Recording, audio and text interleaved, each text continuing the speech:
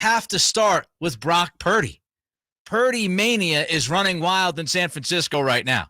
Brock Purdy yesterday against the Buccaneers completed 76% of his passes, threw for a $185, and had 2 touchdowns. And really what jumped out at me first and foremost is the fact that Brock Purdy, he met the moment. And I'm not going to sit here and tell you that he's a starting quarterback in the NFL. I'm not going to sit here and tell you he's the next Joe Montana or Tom Brady or something outrageous after 1+ game. But what I will tell you is he was ready for the moment yesterday. And I'm not sure that every single Mr. Irrelevant, quote unquote, would have been ready for that kind of situation in that moment. But yet Purdy was ready. There's no doubt about it that Brock Purdy met the moment for the Niners yesterday. Brock Purdy. Indeed. I mean, he's played a lot of football in college, and he just got to play his first NFL game last week, and then he did the same stuff today. I mean, he reacts and runs around and makes some plays, and that's how he was in college, and that's how he's been so far in the league. And when you do that, it's how many good plays can you make without making the bad ones, and he's done that really well so far. Something else that should get people feeling somewhat confident that Purdy is not going to be an absolute disaster moving forward with this team the rest of the year is the fact that it wasn't easy for him yesterday, right? It's not like the Buccaneers made it easy. The Buccaneers were sending the pass rush, and there were a number of examples where Purdy stood in the pocket, took the rush head on, and still delivered a strike. He did it twice for touchdowns. And so when you have the ability to stand in that pocket, know that you're going to get smoked by a 275-pound defensive edge or a 300-pound defensive lineman, when you have that ability to stay cool and calm in the pocket and deliver an accurate pass downfield, knowing that you're going to get smoked, that does mean something. What also means something in poise. You know, when you have poise, which Purdy showed yesterday, that also is a check mark for any quarterback, no matter if that quarterback was the last guy taken in the draft or the first guy taken in the draft. And the poise that Purdy showed yesterday, all the narratives of Tom Brady and San Francisco and coming back home and facing the GOAT and all of those things. There was Purdy, again, not only meeting the moment, not only standing strong against the heat of the pass rush, but showing his poise as a rookie walking into the league as Mr. Irrelevant. His accuracy was there. I thought he was accurate for the most part.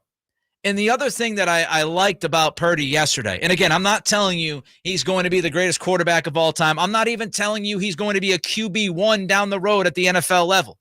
But what I saw yesterday, this is the only thing I can do, is watch the game and evaluate what he did yesterday and what I saw. And what I saw was a guy who understood the pocket, his pocket presence, his pocket manipulation, his pocket movement. Whether it was moving up north, whether it was sliding back east, west, he showed the ability to move within the pocket and buy himself some extra time. And that is an ability that not everybody has at an innate level. Like you just don't all of a sudden wake up in the morning and have that.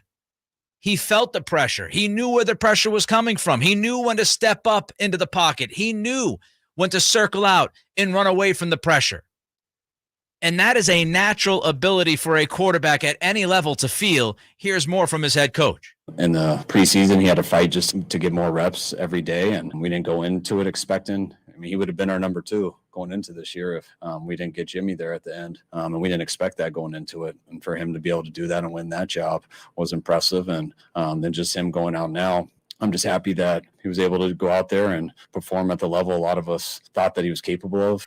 Cattles and Ramie, Sactown Sports. No Ramie today. He's on vacation back home. I'm going with you here solo until 4:30. The other part of this is, how does your coach feel about you, right? And I was listening to Greg Olsen yesterday and Kevin Burkhardt before the game, and I know they talked about, hey, look, we were discussing Brock Purdy with guys in the locker room, and they all said, hey, he's ready, he's our guy, he's our quarterback, we know what he can do. And that is team talk, right? That's coach speak. Oh, we're not worried about Brock Purdy at all. We know Brock can handle this job. Actions speak louder than words when we talk about those kinds of conversations. in the action that Shanahan took as a play caller at the end of the half told you everything you needed to know about Purdy and whether or not this coaching staff legitimately feels like he's a guy who can handle some things. He's a guy that they can give the keys to and say, we trust you. At the end of the first half, allowing Purdy to throw deep, allowing him to take a shot at the end of the half, everything was going perfect for you, aside from the Debo injury, which we'll get to later on. But everything is going as perfect as it could go for Purdy and the Niners yesterday. At the end of the half, a lot of coaches with the third-string quarterback starting this season, right, Mr. Irrelevant, a lot of coaches would have said, we're not going to take the risk. We're not going to take a chance here. There's no reason to take a shot downfield. We're up multiple possessions. We've done everything we've wanted to do. Let's get into the locker room feeling great about ourselves.